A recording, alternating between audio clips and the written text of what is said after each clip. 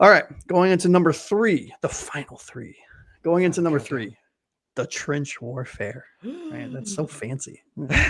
um, Dolphins offensive line versus the Jets defensive line. Yep. I'm going to stop there, and I'm going to let you run with this for a minute.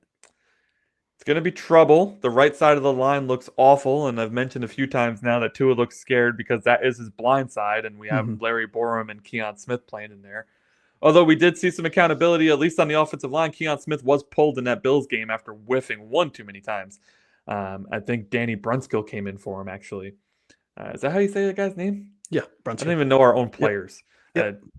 Sorry, I'm not an offensive line genius. All right, anyways, moving on. The Jets' defensive line, obviously, they're a little hurt with Quincy Williams, their best pass rusher, being out, but they do still have Quinnen Williams back there who can be a formidable force still, even though he's getting a little up there. Jermaine Johnson, Harrison Phillips, and Will McDonald round out their front four. They are, of course, playing a 4-3 defense there. So I think what we got to look out for the most is the fifth man rushing. We have not been good at picking up the fifth man.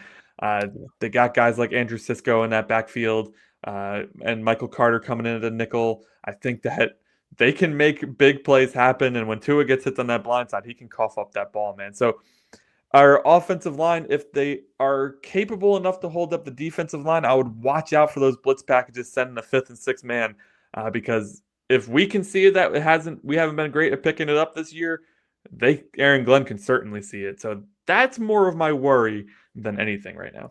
Yeah, and I think that's exactly where I want to hone in on, right? It's can our tight ends and our fullback and some of our second, third, maybe even fourth string players that are playing now due to injury, can they at least chip someone? Can they get a hand on somebody to reroute them even by half a step? Because that half a step is the difference between Tua getting sacked and fumbling, or worse, getting injured, and Tua being able to step up into the pocket or step outside of the pocket to make a throw.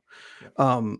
That is going to be what I focus on in this game. It's not going to be the flashy Ferraris that we have on in the skill positions, because look, if we're humming, right, if we're tuned up, these guys are good, right? To great even in some cases. I'm looking at the big uglies on the offensive line, right? Jonah Savaianaya, somebody that I was over the moon that we drafted, has looked like a rookie, and I'm not going to shade him for it. I am almost 40 years old, so I've seen and I'm used to, I grew up in the era where your rookies sat to learn the game, to get stronger, to get endurance, to get positional awareness of what was required for them to do their job properly. As the years have gone on, as I've gotten older, as we have gotten older, they get thrown right in, and people don't give a shit. Like, they think that it's an easy thing to come from college into the pros. It seems like it's like, oh, why can't they just figure it out? Super simple. Yeah, super simple, right? And I think I'm giving Savaianaya a little bit of grace for this season, for the entire season, right? Yeah. And I'm curious to see what he does next year. If he can figure out how to clean himself up, really, and his play up, I think he is a difference maker on the offensive line. And that's really kind of one of the things in the trenches that I'm looking forward to.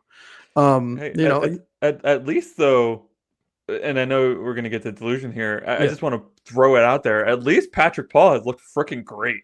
He has, dude. What a breath of fresh air Patrick Paul is. And for everything that people are shading him for, I think our center has looked amazing. Right. Yeah. He had one gaffe in the Bills game, but I mean, that's okay. Right.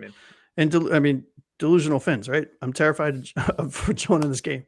Yeah, I understand it, right? It makes sense. And I'm forcing myself to remember that he's a rookie.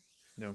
He needs a little bit of grace. He needs a little bit of time to kind of get his sea legs under him. It's only game 3 for him. This will be game 4.